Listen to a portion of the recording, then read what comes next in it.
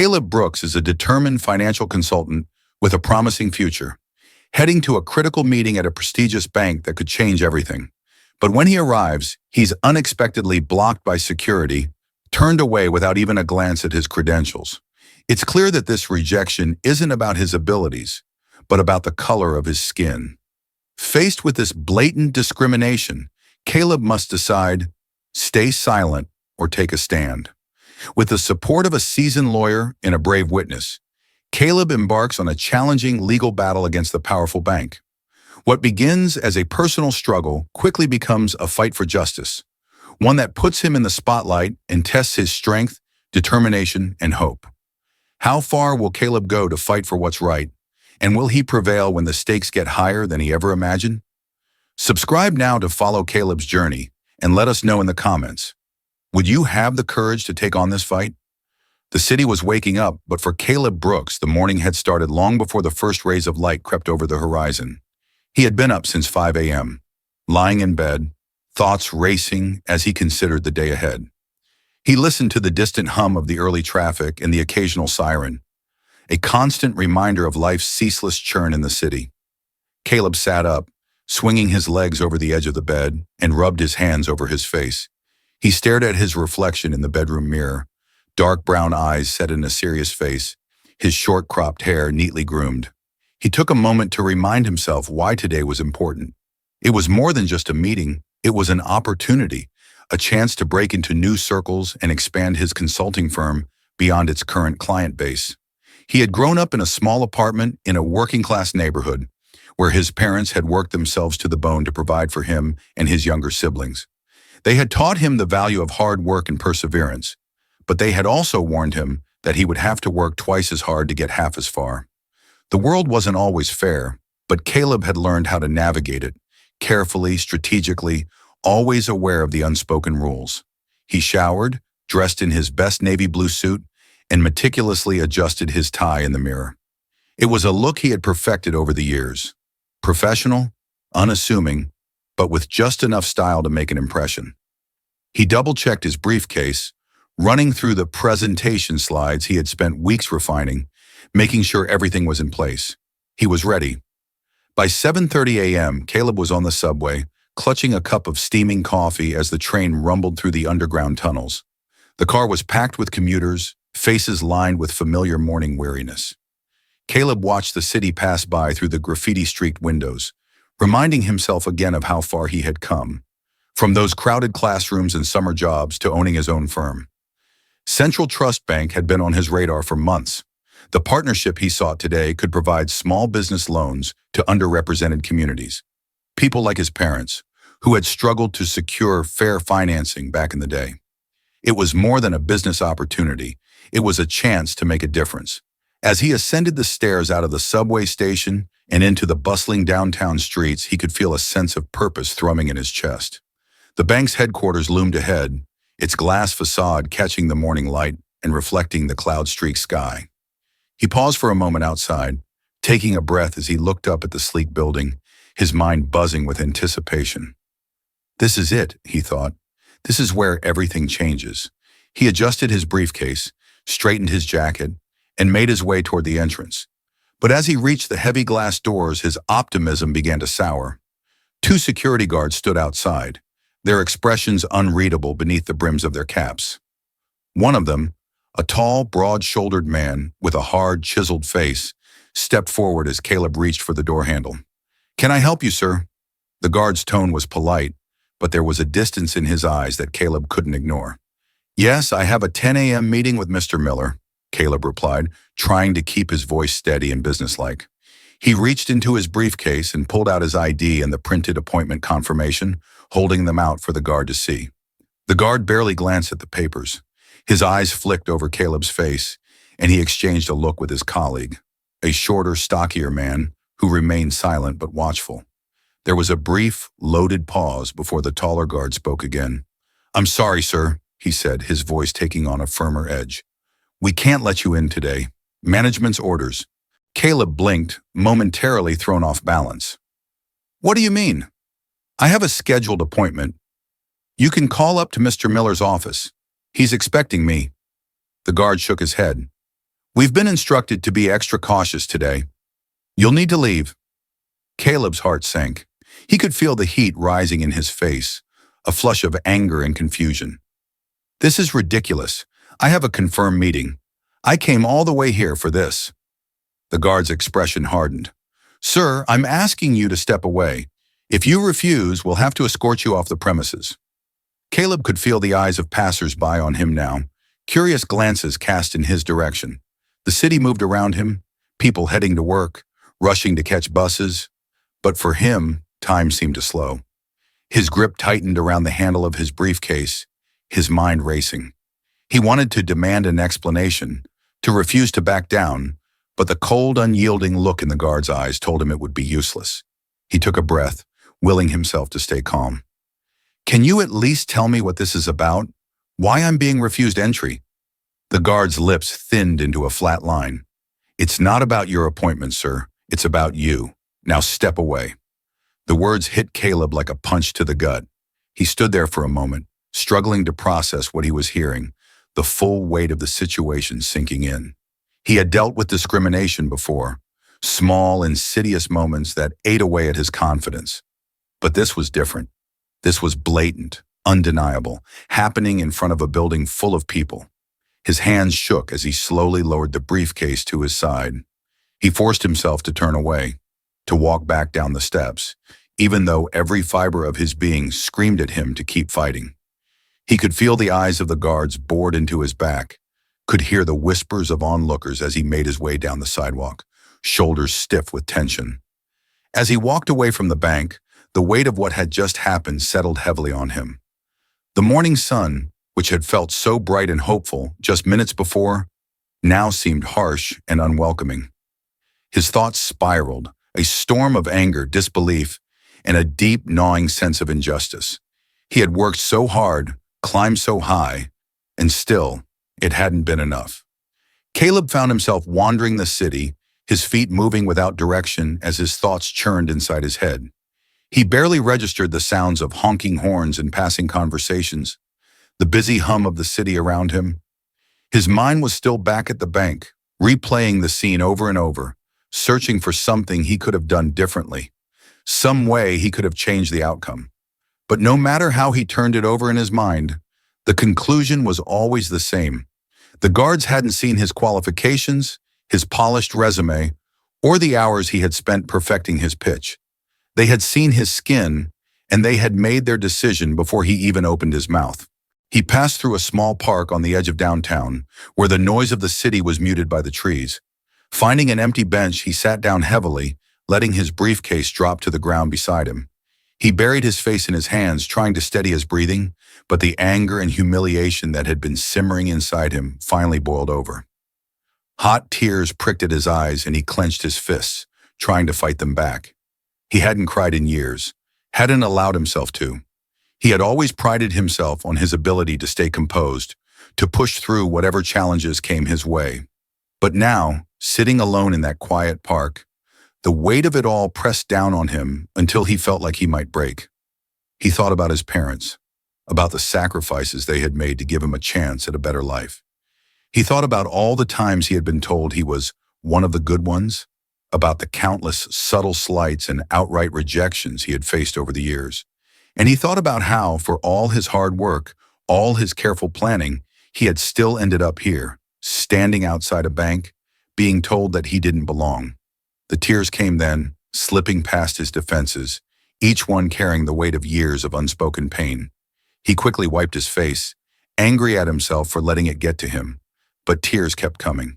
He could feel the years of pent-up frustration and disappointment unraveling inside him, leaving him raw and exposed in a way he hadn't felt in a long time. A family strolled past, a little girl chasing after a pigeon while her parents watched with amused smiles. Caleb turned away, hunching his shoulders as if he could hide from their curious glances. He had spent so much of his life trying to prove himself, trying to show the world that he was worthy of respect. But today, it felt like all of that effort had been for nothing. He didn't know how long he sat there, letting the tears flow freely, his body shaking with silent sobs. But as the storm of emotions slowly began to subside, a new feeling took its place. one he hadn't expected. Resolve. It started as a small, stubborn spark, but it grew with each passing moment, filling the hollow ache inside his chest. He wasn't going to let this break him. He wasn't going to let them get away with treating him like he didn't matter. He had worked too hard, sacrificed too much to walk away in silence. Caleb pulled out his phone, his hands still shaking slightly, and began typing out a message to Marcus Jones, the civil rights attorney he had known since he was a teenager.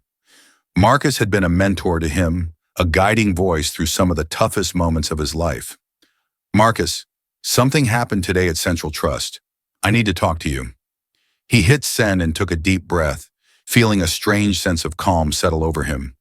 He didn't know what would come next, but he knew one thing for certain. He wasn't going to let this go. Marcus's office was in a modest building in the heart of the city's legal district, its exterior unassuming compared to the sleek facades of the skyscrapers that surrounded it.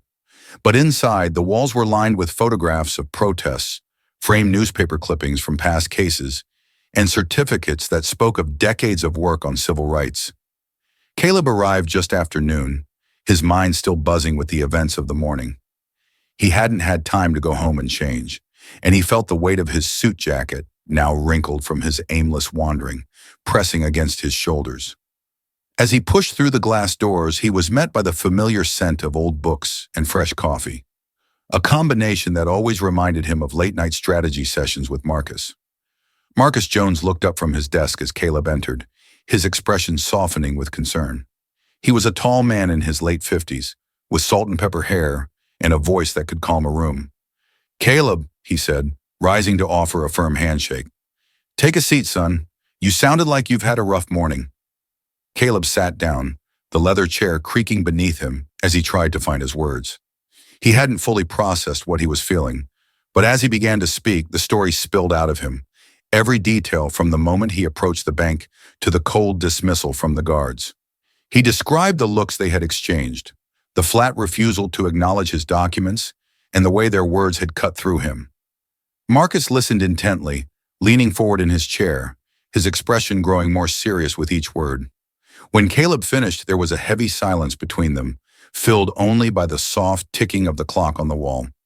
That's blatant discrimination, Caleb," Marcus said finally, his voice tight with anger. "And they thought they could get away with it because they've been getting away with it for years. But you're not just going to let this slide, are you?" Caleb shook his head, feeling the anger and resolve welling up inside him again. "I don't want to, Marcus, but I don't know where to start. They're a huge bank, and I'm just me." Marcus's expression softened slightly, but there was a steely determination in his eyes. "You're not just you, Caleb. You've got me in your corner, and we're going to take this fight to them. We'll start with a formal complaint to the bank, outlining exactly what happened, and if they ignore it, we'll file a lawsuit. But we need to be prepared, because they'll come at us with everything they've got." Caleb nodded slowly, absorbing Marcus's words. He knew it wouldn't be easy, knew that the bank's legal team would do everything in their power to dismiss him, to paint him as just another troublemaker. But he couldn't let that stop him. He wouldn't. "What do I need to do?" Caleb asked, his voice steady with resolve. "First, we need to document everything," Marcus replied. "Write down every detail, every word that was exchanged, while it's still fresh in your memory.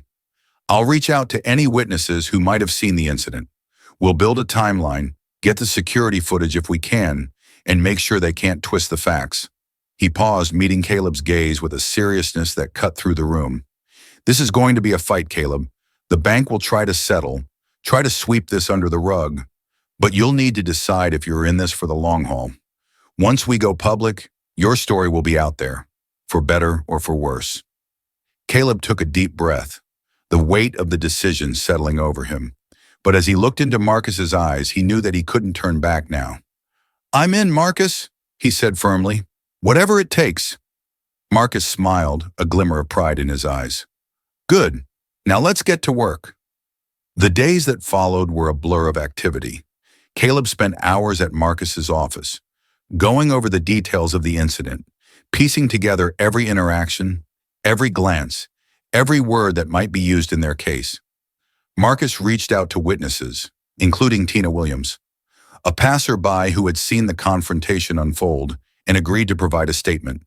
Tina, a woman in her late 30s with a steady voice and a kind smile, described how she had seen the guards blocking Caleb's entry, refusing to listen to his explanations. "I don't know why they wouldn't let him in," she said, her tone resolute. "He wasn't causing any trouble.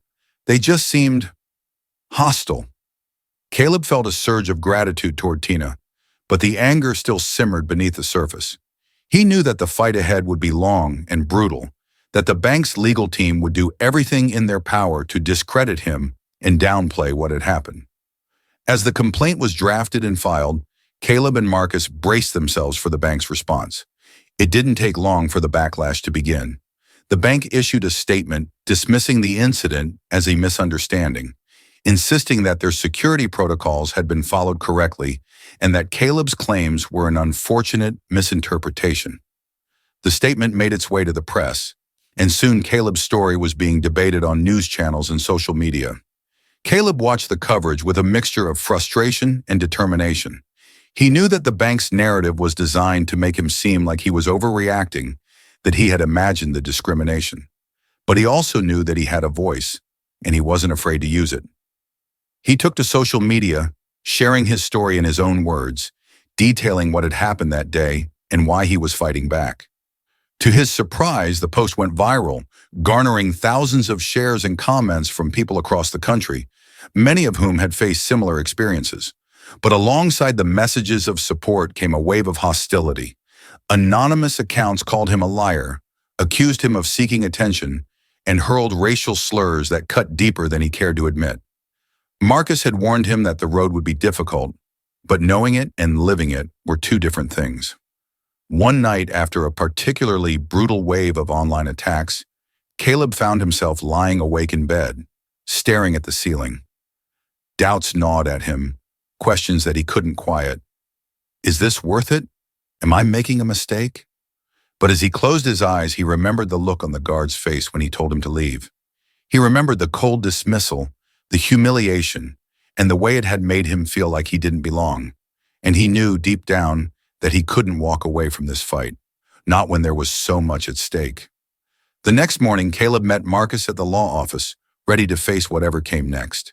They worked tirelessly, preparing for the battle ahead, gathering evidence, reviewing documents, and planning their legal strategy.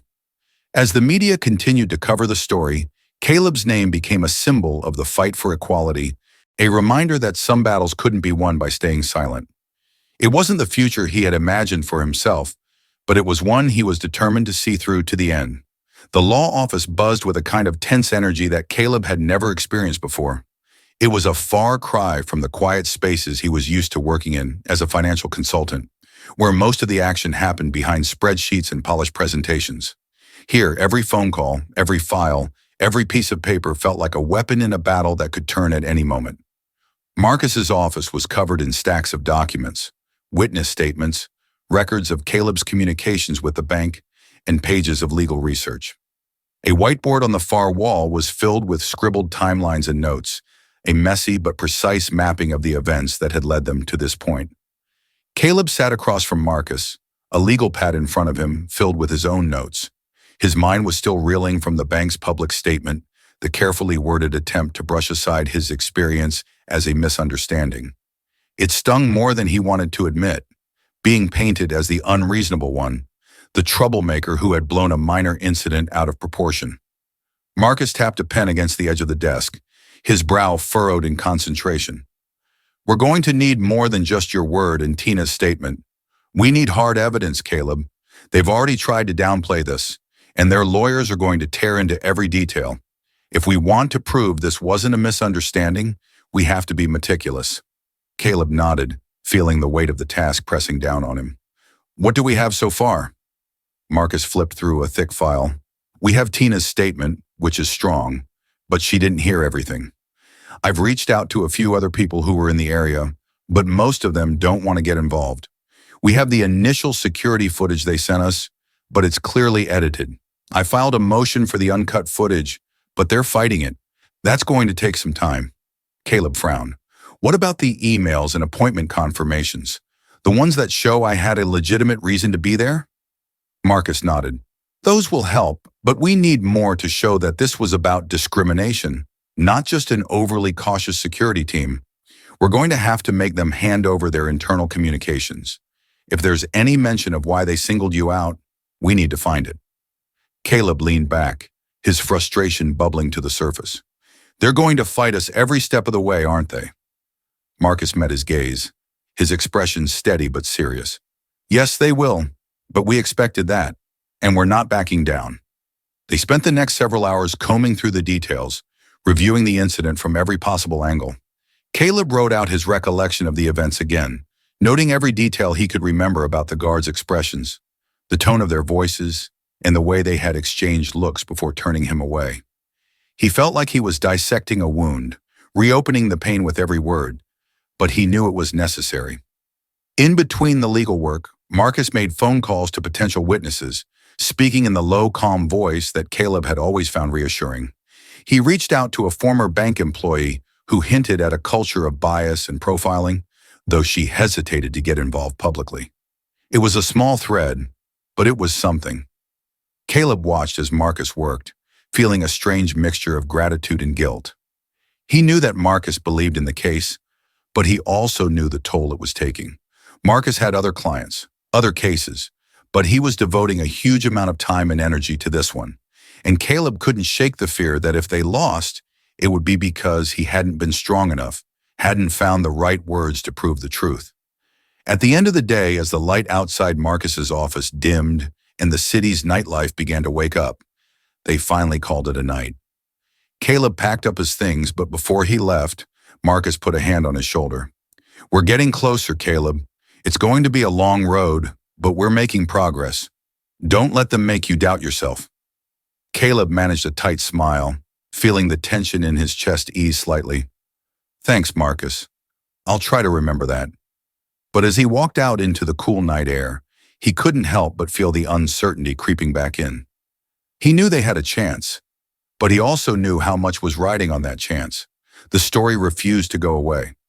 What had started as a social media post now dominated local news cycles, and national outlets began to pick it up, framing it as a battle between one man and a powerful institution.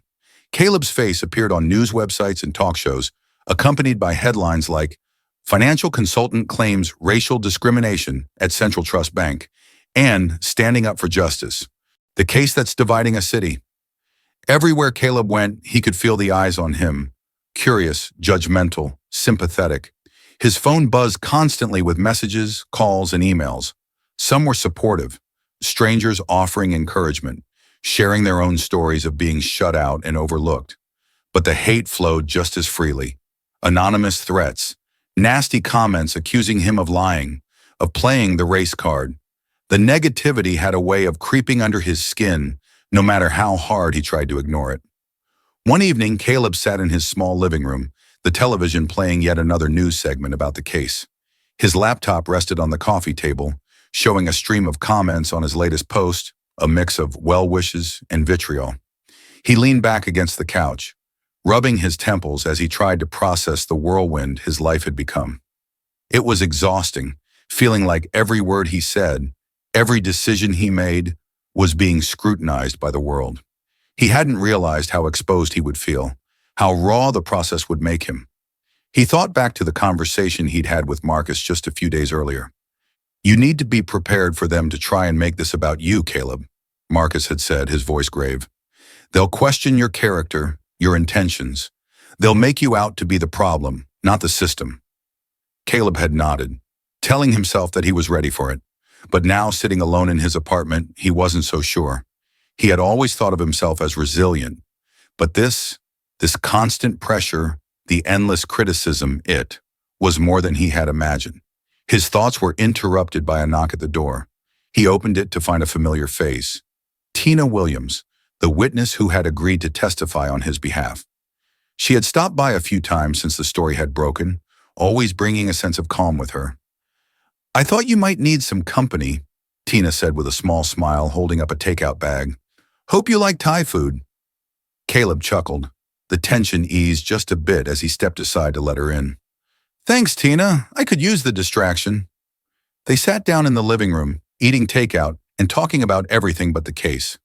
For a while, they managed to ignore the noise outside, the pressure that had been building since the day Caleb walked away from the bank. But eventually, the conversation turned back to the trial. Tina's face grew serious as she put down her fork and looked Caleb in the eye. I've been talking to some people. A few of them say they've seen this kind of thing before at the bank. Customers being treated differently because of how they looked. I think they're afraid to come forward. Caleb frowned, feeling a surge of frustration. It's the same story every time, isn't it? People see what's happening, but no one wants to risk their job or their reputation to speak out. Tina nodded, her expression sad but resolute. I get it, but I'm not backing down, Caleb. I saw what they did to you, and I won't let them make you out to be the villain. You're not alone in this. Her words lingered in the air long after she left. As Caleb cleaned up the takeout containers and settled back on the couch, he thought about what it meant to have someone in his corner. It reminded him that even when the world felt against him, there were people who believed in him, people who saw the truth, even when others refused to. The trial date was still weeks away, but Caleb felt the pressure mounting with each passing day. His consulting work had suffered, his clients beginning to drift away as his focus shifted almost entirely to the case. Bills piled up on his kitchen counter, and he found himself lying awake at night, staring at the ceiling and wondering if he had made the right choice. One night, unable to sleep, he picked up the phone and called his mother. She answered on the second ring, her voice warm with concern. Caleb, what's going on? It's late. He hesitated, trying to find the right words. Mom, I don't know if I can keep doing this. It's harder than I thought it would be. The media, the lawyers, all of it. I feel like I'm losing control of my own life. His mother's voice softened. I understand, baby. I can hear how tired you are. But listen, you've already shown more strength than most people ever will. You've done what's right, even when it was hard. I'm proud of you for that. Caleb closed his eyes, feeling a lump form in his throat. But what if it's not enough? What if they win, and all this was for nothing? You're not fighting for nothing, Caleb. You're fighting for yourself and for everyone who has ever been told they don't belong. And even if it doesn't turn out the way you want, you'll know that you stood up for what was right. That matters. He thanked her, but after he hung up, the doubts remained. He spent the rest of the night tossing and turning, haunted by the thought that maybe he had overestimated himself. Maybe he wasn't strong enough for this. The next morning, Caleb met with Marcus to go over their strategy, but his exhaustion must have shown on his face, because Marcus paused in the middle of a briefing and looked at him with concern. You all right, Caleb? You look like you haven't slept in days. Caleb ran a hand through his hair, sighing heavily. I'm just tired, Marcus. I feel like I'm fighting a war on all sides, and I'm starting to wonder if it's worth it. Maybe I should have just taken the settlement when they offered it. Marcus leaned back, studying him with a critical eye. You know I won't lie to you. This fight isn't easy, and it's not going to get easier. But you didn't come this far just to give up, did you? No, Caleb admitted, his voice barely above a whisper. But I don't know how much more I have left in me. Marcus's expression softened, and he reached out to clasp Caleb's shoulder. Listen to me, Caleb. You've got more strength than you realize. You're tired because you care, because this matters to you, and that's what's going to carry you through. You've got people counting on you, people who believe in you. Caleb nodded slowly, feeling a small spark of determination reignite in his chest. He took a deep breath, letting the weight of Marcus's words settle over him. You're right. I can't let them win. Not like this. 2 weeks later, a judge ordered the bank to release the unedited security footage. It was a major victory, but Caleb and Marcus knew that the fight was far from over. They gathered in Marcus's office late one evening to review the footage, the tension between them palpable. The video played on Marcus's computer screen, showing the scene outside the bank in crisp, unflinching detail. It captured everything. The way Caleb had approached the entrance, calm and professional, holding out his documents. The way the guards exchanged a look before stepping in front of him, blocking his path. It showed Aaron's dismissive posture, arms crossed, his eyes cold as he told Caleb to leave. Caleb watched in silence, his hands clenched into fists as he relived the moment. But alongside anger, there was something else, like a fierce, undeniable sense of vindication. "They can't argue with this, Marcus," he said, his voice tight with emotion. "It's right there, clear as day." Marcus nodded, his expression grim but determined. "We're going to make sure everyone sees this, Caleb. They tried to bury the truth, but now it's out."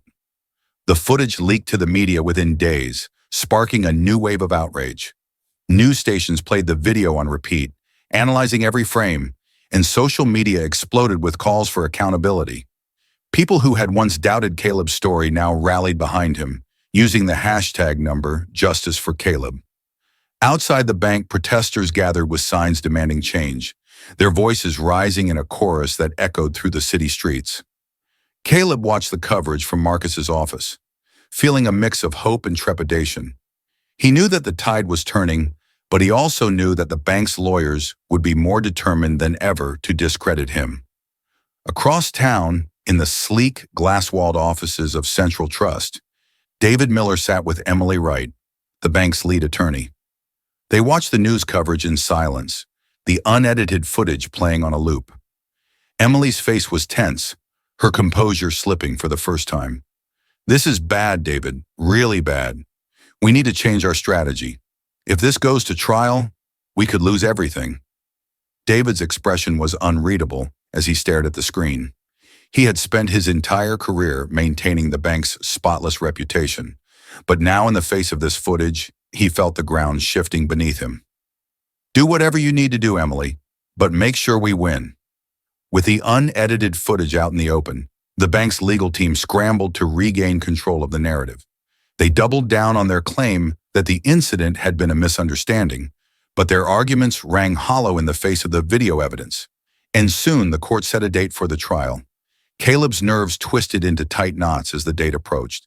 The media attention only grew, with reporters camped outside his apartment building and microphones shoved in his face every time he stepped outside.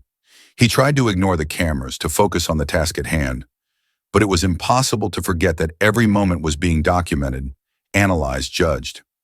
Marcus pushed Caleb harder than ever in their preparations, drilling him on his testimony, anticipating every possible question Emily might throw at him. They spent long hours in the conference room, running through the details over and over until Caleb could recite them in his sleep. "We have to be ready for anything," Marcus reminded him one evening, as they sat reviewing the court documents.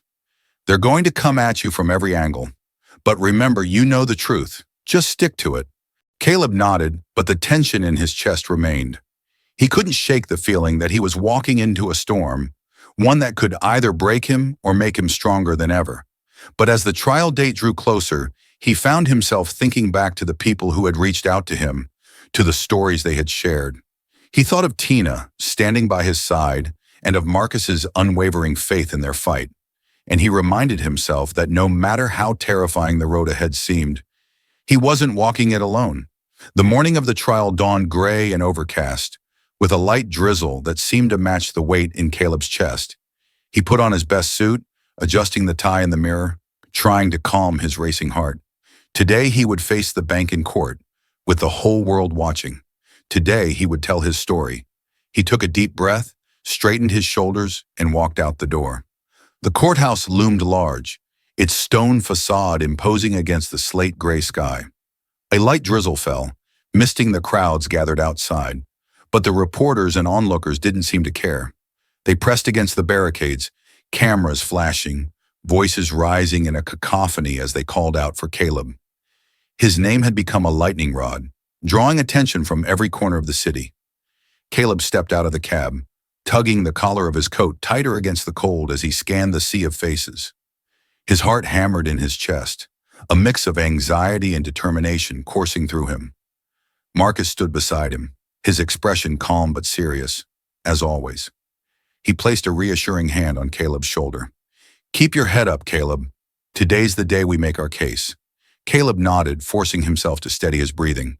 He had rehearsed this moment 100 times in his head, but now that it was here, the reality of it hit him like a wave. He adjusted his tie, squared his shoulders, and walked through the doors of the courthouse, trying to ignore the crush of reporters and the questions that buzzed around him like angry bees. Inside, the atmosphere was thick with tension. The courtroom was packed, members of the media, supporters, and curious onlookers filling every seat. The jury, 12 men and women of varied backgrounds, sat with serious expressions, their eyes trained on the empty space at the front of the room where the lawyers would soon present their arguments. Caleb took his place beside Marcus at the plaintiff's table, trying to focus on the task at hand. Across the room, he caught sight of Emily Wright, the bank's lead attorney. She stood beside David Miller, her expression sharp and focused. She met Caleb's gaze for a moment, her eyes cold, and then turned back to her notes. The judge, a stern woman in her early 50s with a reputation for being no-nonsense, entered the courtroom, her black robe trailing behind her. "All rise," the bailiff called, and the room stood as the judge took her seat behind the bench. "You may be seated," she said, her voice carrying the authority of someone used to commanding a room. The sound of chairs scraping against the floor filled the air as everyone sat. The judge looked over her glasses at the legal teams, her expression unreadable. "We are here today in the matter of Brooks versus Central Trust Bank. Mr. Hayes, you may proceed with your opening statement." Marcus stood, buttoning his suit jacket as he walked to the center of the courtroom. He turned to face the jury, his voice steady and clear. "Your Honor, members of the jury, today you will hear the story of how my client, Caleb Brooks, was denied entry to a place where he had every right to be. You will hear about how he was singled out, not because of his actions, but because of his appearance. This is not just a case of one man being mistreated. It is about systemic discrimination and the harm it causes." He outlined the key pieces of evidence they would present: the unedited security footage, the testimony of witnesses like Tina Williams, and Caleb's own account of the events. "At the end of this trial, we will ask you to deliver justice for Mr. Brooks, to send a message that discrimination, no matter where it occurs, will not be tolerated." Emily rose to deliver the bank's opening statement, her tone measured and confident.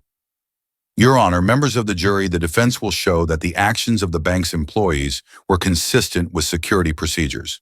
Mr. Brooks may have felt that he was treated unfairly, but feelings do not change the facts. The evidence will demonstrate that this was a simple misunderstanding, not an act of discrimination."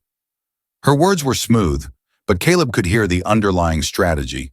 She wanted to make it seem like he had overreacted, like he had taken a routine security measure as a personal slight. He clenched his jaw, fighting the anger that threatened to rise up inside him. He knew they would try to twist the truth, to paint him as the problem. But he also knew that he had the truth on his side. The trial moved into the testimony phase, and the tension in the courtroom ratcheted up with each passing moment. Marcus called Tina Williams to the stand first, hoping to establish a clear picture of what had happened outside the bank that day. Tina took the oath and settled into the witness chair, her hands clasped in her lap. Marcus approached her with a gentle, encouraging smile. "Ms. Williams, can you tell the court what you observed on the morning of the incident?" Tina nodded, her voice steady as she recounted the scene. "I was walking down the street when I saw Mr. Brooks outside the bank. He was speaking with the security guards, showing them his identification, but they didn't seem to be listening to him. They told him to leave." Marcus pressed further. "Did you hear any of the conversation between Mr. Brooks and the guards?" "Yes," Tina replied, glancing toward the jury. "One of the guards said something like, 'The problem is with you.' It was clear they had already made up their minds about him, even though he wasn't doing anything wrong." Marcus nodded, satisfied with her testimony. "Thank you, Ms. Williams. No further questions." But when it was Emily's turn, her demeanor shifted, becoming more assertive. She approached Tina with a carefully controlled smile, as if trying to disarm her. "Ms. Williams, you mentioned that you were walking down the street when you observed the incident. Isn't it possible that you didn't hear everything that was said?" Tina frowned, her back straightening. "I heard enough to know that they weren't giving Mr. Brooks a fair chance." "But you didn't hear the entire conversation, correct?" Emily pressed, her tone gentle but insistent. "It's possible that the guards had legitimate security concerns that you were not aware of." Tina's expression tightened, but she held her ground. "I know what I saw. Mr. Brooks wasn't being treated fairly, and it was obvious." Emily's questions continued, probing for inconsistencies, But Tina remained firm. By the time her testimony ended, it was clear that she had not been swayed. Caleb felt a swell of gratitude as she stepped down, offering him a small, encouraging nod. Next, Marcus introduced the unedited security footage. The video played on the screens at the front of the courtroom, showing the encounter outside the bank in stark detail. It captured the guards' body language, their dismissive attitude, and Caleb's attempts to explain his appointment. The courtroom watched in silence, the tension so thick that it was almost tangible. The defense tried to downplay the footage, arguing that the guards were simply following protocol. But Marcus's cross-examination of Aaron Shaw, the taller guard, revealed cracks in their story. "Mr. Shaw," Marcus began, his voice calm but firm, "can you explain why you did not even glance at Mr. Brooks's identification or appointment confirmation before telling him to leave?" Aaron shifted uncomfortably in the witness chair, his eyes darting toward Emily for reassurance. "We had orders to be cautious that day. There were security concerns." Marcus didn't let up. "But what specific concerns did you have about Mr. Brooks? Did he act in a way that suggested he was a threat?" Aaron hesitated, and the silence stretched, thick and heavy.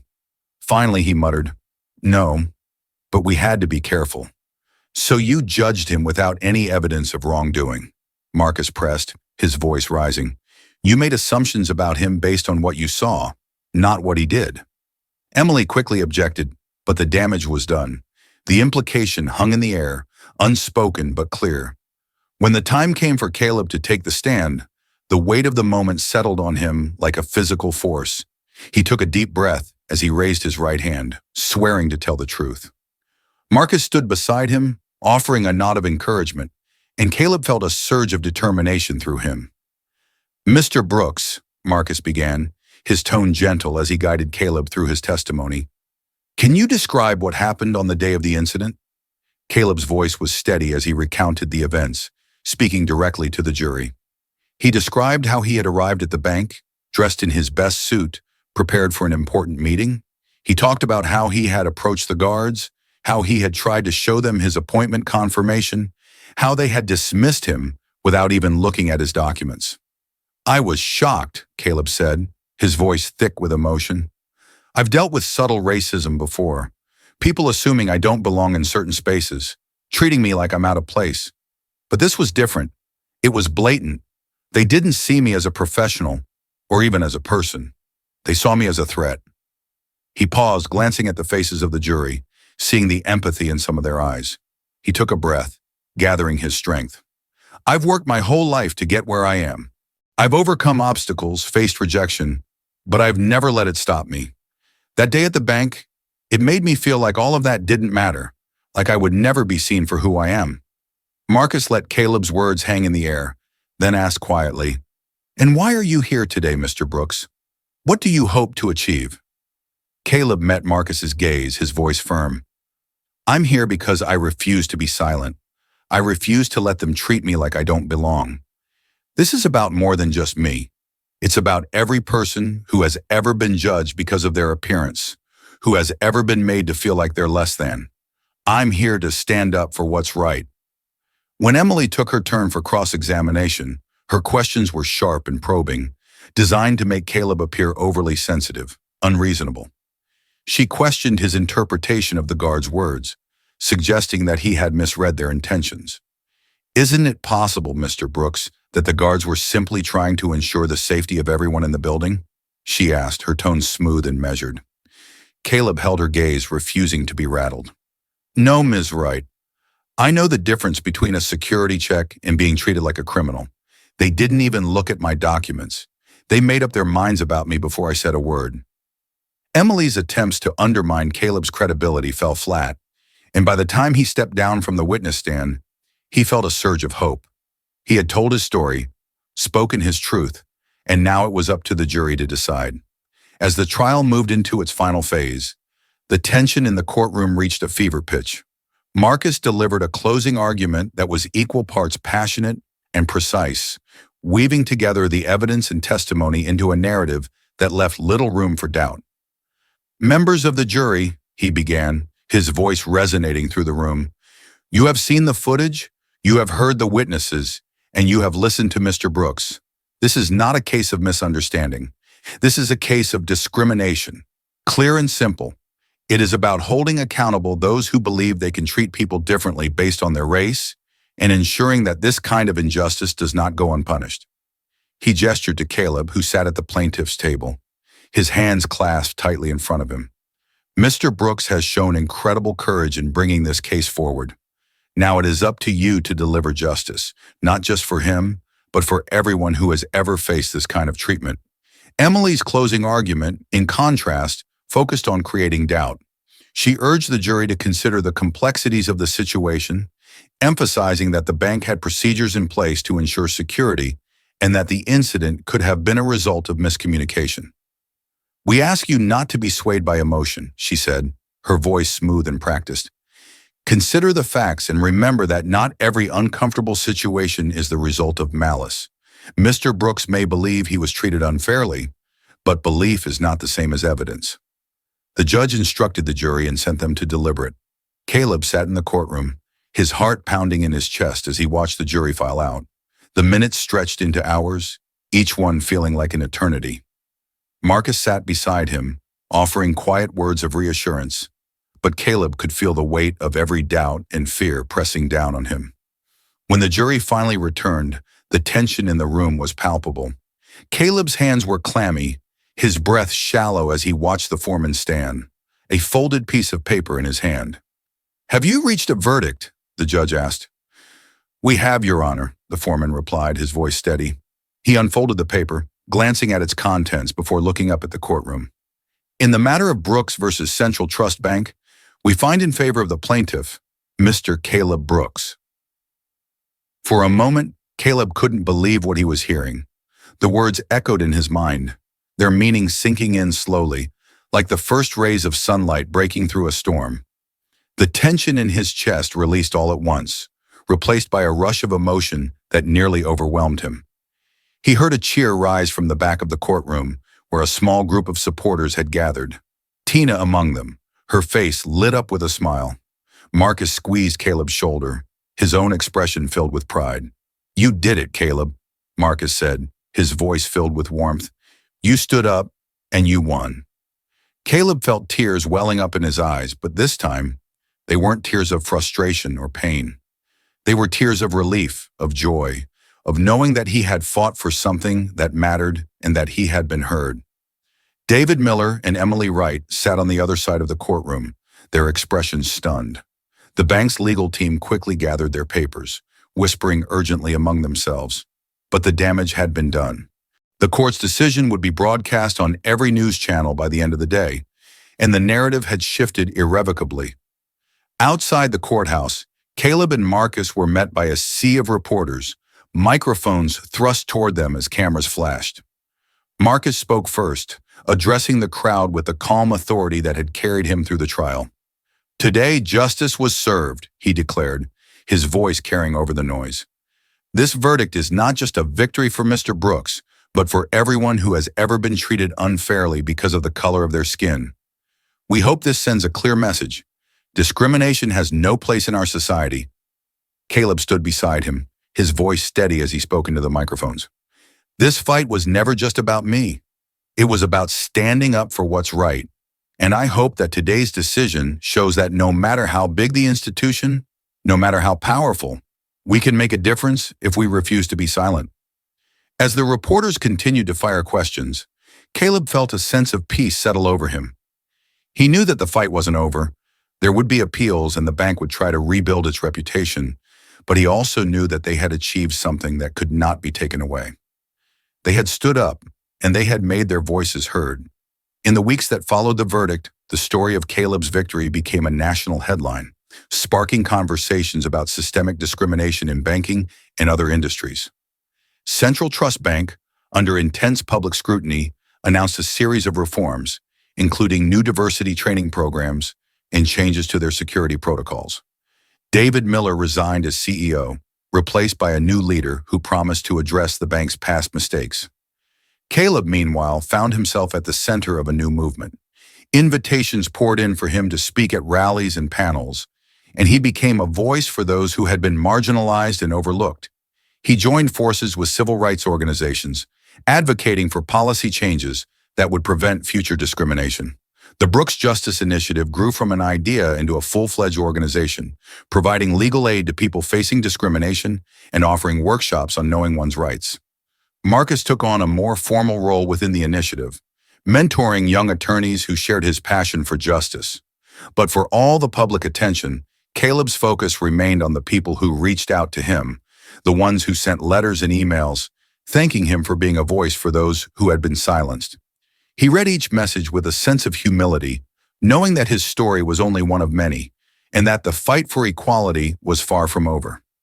One afternoon, Caleb stood on the steps of the courthouse, looking out at the city that had once felt so hostile to him.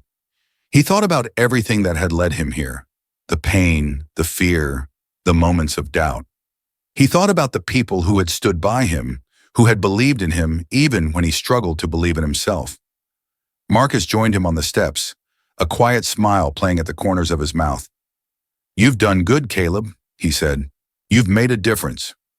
Caleb looked out at the skyline, feeling a sense of calm wash over him. "And we're just getting started." Together, they walked down the courthouse steps, ready to face whatever challenges lay ahead. The courtroom victory shifted Caleb's life in ways he had never anticipated. In the days following the verdict, he found himself at the center of a media storm, his name splashed across headlines, his face appearing on television screens and social media feeds.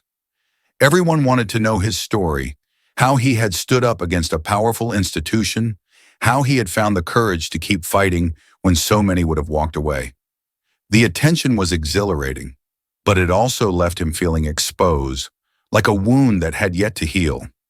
He was no longer just Caleb Brooks, the financial consultant. He had become a symbol, a rallying point for those who had faced similar struggles. It was a role he hadn't asked for, but he knew he couldn't turn his back on it now. In the weeks after the trial, Caleb found himself speaking at rallies, attending community meetings, and fielding calls from reporters at all hours of the day. He barely had time to catch his breath between interviews and speeches, and yet there was a sense of urgency in him, a need to keep pushing forward, to make sure the momentum didn't fade. One afternoon, he sat in a radio station studio, preparing for an interview with a local host who had been following his story. As the sound engineer adjusted the microphones, Caleb thought back to the first few days after the incident at the bank, when he had felt so isolated and defeated. Now here he was, about to address thousands of listeners, many of whom had reached out to thank him for standing up. The host, a middle-aged man with a warm smile, settled into his seat across from Caleb and adjusted his headphones. "Welcome back to the show, Mr. Brooks," he began, his voice carrying the practiced ease of a seasoned broadcaster. "I know you've been busy lately. How's it feel being thrust into the national spotlight?" Caleb took a deep breath, choosing his words carefully. "It's been overwhelming, to be honest, but it's also been a chance to shine a light on something that's affected so many people for so long. This isn't just my story, it's about all the people who face the same kind of discrimination, who've been made to feel like they don't belong. I'm just one voice, but I'm trying to make sure that voice is heard." The host nodded thoughtfully. "Do you think this trial has changed the way people think about these issues?" "I hope so," Caleb replied, leaning forward. "It's easy to ignore problems when they're happening to someone else. But when you see it unfold, when you see the evidence, it's harder to look away. My hope is that people will start to question the way things have always been and start demanding change." After the interview, Caleb left the studio with a mix of satisfaction and exhaustion. He had told his story countless times by now, but he knew that every time he spoke up, it was another chance to make a difference.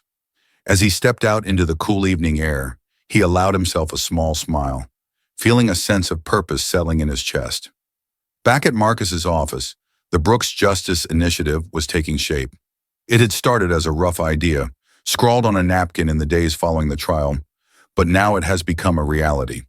They rented a small office space downtown, hired a part-time assistant, and launched a website where people could share their stories and seek legal advice. The work was relentless.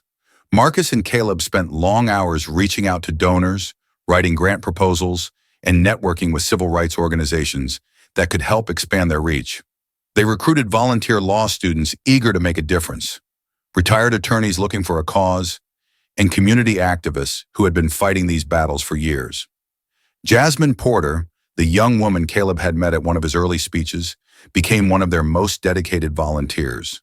She worked tirelessly to organize events, coordinate meetings, and reach out to people who might benefit from their services. Caleb found in her a kindred spirit, someone whose passion for justice matched his own.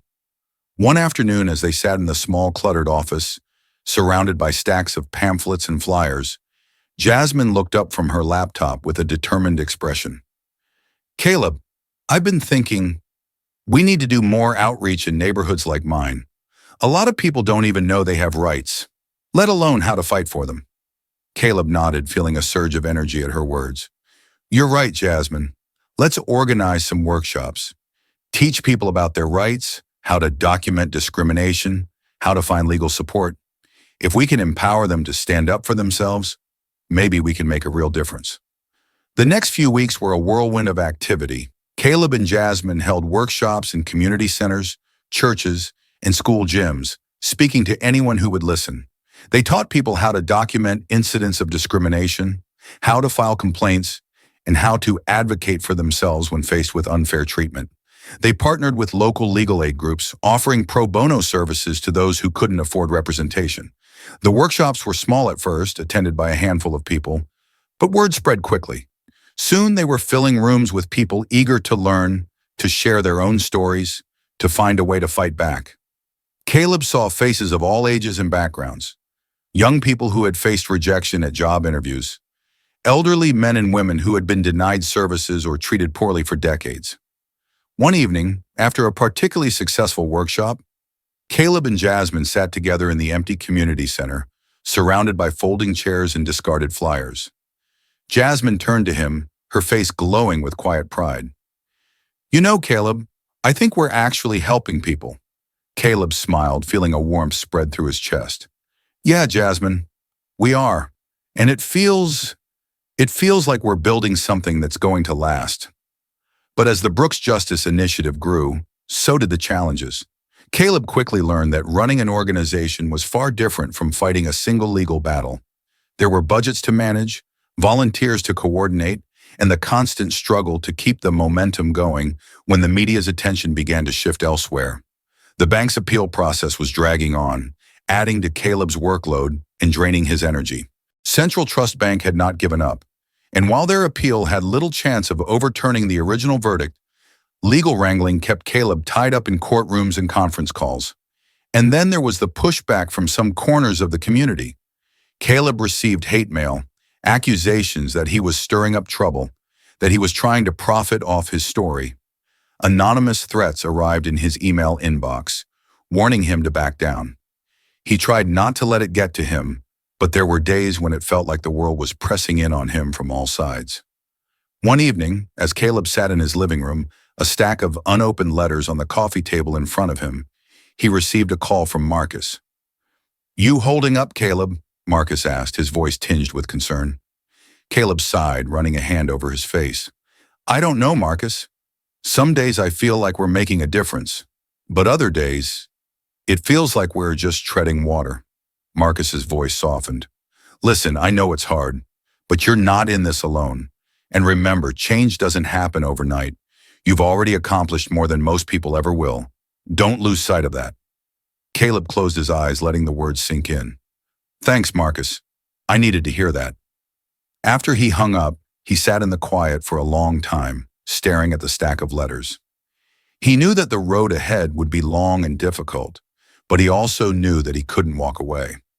Not when there were so many people depending on him, so many stories that needed to be told. He picked up the top letter and opened it. Inside was a note from a young man who had attended one of the workshops. It read, "Thank you for giving me hope. Because of you, I know I'm not alone." Caleb smiled to himself, feeling the doubts begin to fade. He knew that there would always be setbacks, always be people who wanted to drag him down. But as long as there was even one person who believed in him, he would keep going. Months passed, and the Brooks Justice Initiative continued to grow, becoming a fixture in the local community. They moved into a larger office space with room for more volunteers and a small conference room where they could hold meetings.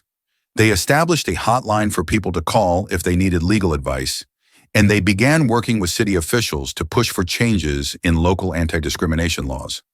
Caleb's face was no longer in the headlines every day, but his influence was felt in quieter ways, in the policies that changed, in the businesses that reevaluated their practices, in the people who found the strength to stand up for themselves. He still faced resistance, but he had learned to find strength in the victories, no matter how small. One day, Linda Garcia, the new CEO of Central Trust Bank, reached out to Caleb, requesting a private meeting. She had taken over after David Miller's resignation and had been trying to repair the bank's image. Caleb agreed to meet with her, though he was wary of her intentions. They met in a modest conference room at a local library, away from the media's prying eyes. Linda was a sharp, no-nonsense woman in her 40s, with a demeanor that suggested she was not used to being told no. But as she sat across from Caleb, she spoke with surprising sincerity. "I'm not here to make excuses for what happened, Caleb," she said, folding her hands on the table. "The bank made mistakes, big ones. I want to make sure those mistakes are never repeated. But I can't do it alone. I'd like your help in shaping some of our new policies to ensure that we're doing right by our clients and employees." Caleb studied her for a long moment, searching for any hint of insincerity. He didn't trust the bank. He might never fully trust it, but he also knew that real change required working from within as well as pushing from outside. And if he could use his voice to make a difference, even here, he had to try. "All right, Linda," he said finally, "I'll work with you, but I'm not here to make your life easier. I'm here to make sure this never happens to anyone else." They shook hands and Caleb left the meeting with a sense of cautious optimism. It wasn't a resolution, but it was a step in the right direction, one of many that would be needed to change the culture of an institution that had once refused to see him as an equal. 2 years after the trial, Caleb walked through the offices of the Brooks Justice Initiative, now a thriving organization with a full staff and a growing network of volunteers. The walls were decorated with photographs of rallies, news clippings about their work, and handwritten thank you notes from people they had helped. It was a reminder of how far they had come and of the countless lives they had touched. Jasmine had become their outreach director, running educational programs in schools and community centers, and helping people navigate the complexities of the legal system. Marcus still served as a mentor, guiding the next generation of civil rights attorneys and providing strategic advice on the initiative's major cases. Caleb found himself in a new role, not just as an advocate, but as a leader, guiding the vision of an organization that had become larger than himself. He spent his days juggling meetings, speaking engagements, and policy discussions, but he always made time to sit down with the people who came through their doors, to listen to their stories and to remind himself of why he had started this journey in the first place. One evening, after a long day, he stood in front of a framed photograph of the courthouse steps, taken on the day the verdict was delivered. He remembered the fear, the uncertainty, and the overwhelming relief he had felt when the jury had spoken those words. "We find in favor of the plaintiff." It felt like a lifetime ago, but it had been a moment that had changed everything. Jasmine approached him, a smile playing at the corners of her mouth. "You know, Caleb, when I first met you, I didn't think you'd have time for all of this." Caleb chuckled, shaking his head. "Honestly, I didn't think I would either. But here we are." Jasmine's smile softened, her gaze thoughtful. "We're doing something important, and it's because you were willing to stand up and fight, even when it felt impossible." Caleb looked around the room at the photos and the faces of the people who had come to believe in the work they were doing. He felt a sense of peace settle over him, a sense that, despite all the setbacks and challenges, they were building something that would endure. "Yeah," he said quietly, feeling the weight of the past 2 years lift, replaced by a steady, enduring hope. "And we're just getting started." As he left the office that night, stepping out into the cool evening air, he thought about the road that lay ahead. It wouldn't be easy. There would be more battles to fight, more voices to raise, more injustices to challenge. But for the first time in a long time, Caleb felt ready to face whatever came next. Because he knew that no matter how hard the fight, no matter how long the journey, He was walking it with a community that believed in him, a community that believed in justice. As Caleb's story shows, the fight for justice isn't always easy, but with determination and the right support, change is possible. If this story moved you, if it made you think, or if you believe in the power of standing up for what's right, make sure to like this video, subscribe to our channel, and turn on notifications so you don't miss any of our future stories. We bring you powerful, inspiring tales of courage and resilience that remind us all that we can make a difference. Your support helps us continue sharing stories like Caleb's, stories that matter. And remember, the fight for equality is something we can all be a part of. So stay tuned, share this message, and let's keep making our voices heard. See you in the next story.